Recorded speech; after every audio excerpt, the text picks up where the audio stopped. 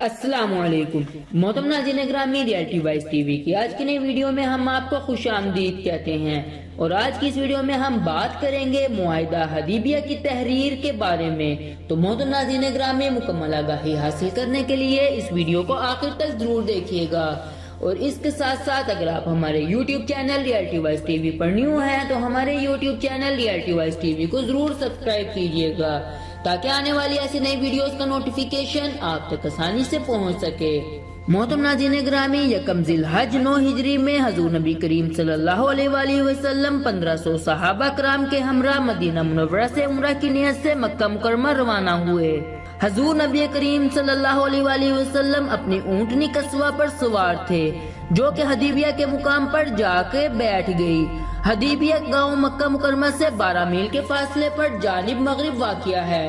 حضور نبی کریم صلی اللہ علیہ وآلہ وسلم نے جب دیکھا ان کی اونٹنی اس مقام سے آگے بڑھنے میں انکاری ہے تو آپ صلی اللہ علیہ وآلہ وسلم نے تمام صحابہ کرام کو یہاں قیام کرنے کا حکم دیا۔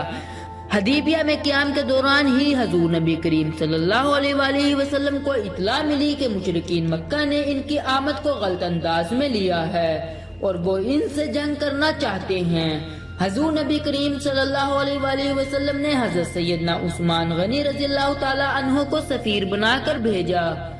تاکہ وہ معززین کو مکہ جا کر بتائیں کہ ہم صرف عمرہ کی نیت سے آئے ہیں۔ حضرت سیدنا عثمان غنی رضی اللہ تعالی عنہ جس وقت مکہ مکرمہ میں داخل ہوئے تو آپ رضی اللہ تعالی عنہ کی ملاقات ابان بن سعید بن العاص سے ہوئی، جن کے ہمراہ آپ رضی اللہ تعالی عنہ ان کے گھر روانہ ہو گئے۔ حضرت سیدنا عثمان غنی رضی اللہ تعالی عنہ نے ابان بن سعید بن العاص کے ہمراہ حضور نبی کریم صلی اللہ علیہ وآلہ وسلم کا پیغام ابو سفیان اور دیگر معززین کو مکہ مکرمہ پہنچایا۔ حضرت سیدنا عثمان غنی رضی اللہ تعالی عنہ کے اس پیغام کے جواب میں انہوں نے آپ رضی اللہ تعالی عنہ سے کہا کہ ہم تمہیں بیت اللہ شریف کے طواف کی اجازت دیتے ہیں، لیکن حضور نبی کریم صلی اللہ علیہ وآلہ وسلم اور دیگر لشکر اسلام کو اس بات کی اجازت نہیں دیں گے۔ حضرت سیدنا عثمان غنی رضی اللہ تعالی عنہ نے فرمایا کہ میں اس وقت تک طواف کعبہ نہ کروں گا جب تک حضور نبی کریم صلی اللہ علیہ وآلہ وسلم اور دیگر صحابہ کرام بھی بیت اللہ شریف کا طواف نہ کر لیں۔ حضرت سیدنا عثمان غنی رضی اللہ تعالی عنہ کے اس انکار کے بعد معززین مکہ نے آپ رضی اللہ تعالی عنہ کو اپنے پاس روک لیا، جس کے بعد لشکر اسلام میں یہ افواہ پھیل گئی کہ حضرت سیدنا عثمان غنی رضی اللہ تعالی عنہ کو شہید کر دیا گیا ہے۔ حضور نبی کریم صلی اللہ علیہ وآلہ وسلم کو جب حضرت سیدنا عثمان غنی رضی اللہ تعالی عنہ کی شہادت کے بارے میں پتہ چلا تو آپ صلی اللہ علیہ وآلہ وسلم نے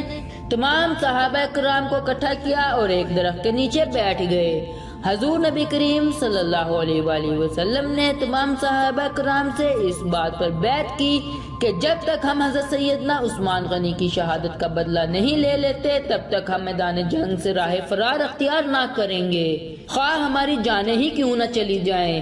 اس بیعت میں حضور نبی کریم صلی اللہ علیہ وآلہ وسلم نے اپنے بایاں ہاتھ حضرت سیدنا عثمان غنی رضی اللہ تعالی عنہ کی طرف سے بیعت کے لیے پیش کیا۔ صحابہ کرام کی حضور نبی کریم صلی اللہ علیہ وآلہ وسلم کے دست حق پر اس بیعت کو بیعت رضوان کے نام سے یاد کیا جاتا ہے۔ اس موقع پر ارشاد باری تعالی ہوا، اے پیغمبر، جو لوگ تم سے بیعت کر رہے تھے وہ حقیقت میں اللہ سے بیعت کر رہے تھے اور ان کا ہاتھ اللہ کے ہاتھ میں تھا، پس جس نے اس عہد کو توڑا اس نے عہد شکنی کی اور اس پر اس کا وبال عنقریب پڑے گا، اور جس نے اس عہد کو پورا کیا اس نے اللہ کے ساتھ کیا گیا وعدہ پورا کیا، پس اللہ عنقریب اس کو اجر عظیم عطا فرمائے گا۔ جب معززین مکہ کو اس بیعت کی خبر ہوئی تو وہ پریشان ہو گئے۔ انہوں نے حضرت سیدنا عثمان غنی رضی اللہ تعالی عنہ کو واپس بھیج دیا اور ساتھ ہی صلح کے لیے ایک وفد سہیل بن عمرو کی قیادت میں حضور نبی کریم صلی اللہ علیہ وآلہ وسلم کی خدمت میں بھیج دیا۔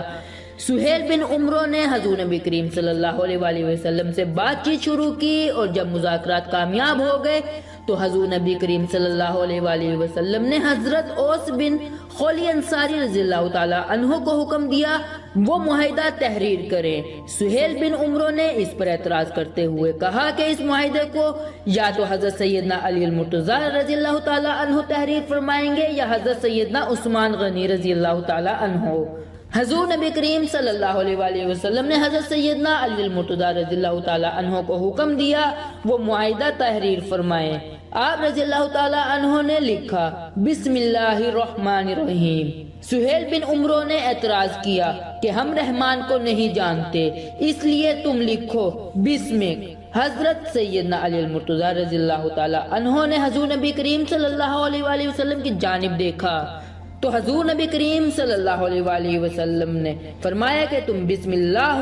لکھ لو۔ حضرت سیدنا علی المرتضی نے حضور نبی کریم صلی اللہ علیہ وآلہ وسلم کے فرمان کے مطابق لکھ دیا۔ پھر حضور نبی کریم صلی اللہ علیہ وآلہ وسلم نے ارشاد فرمایا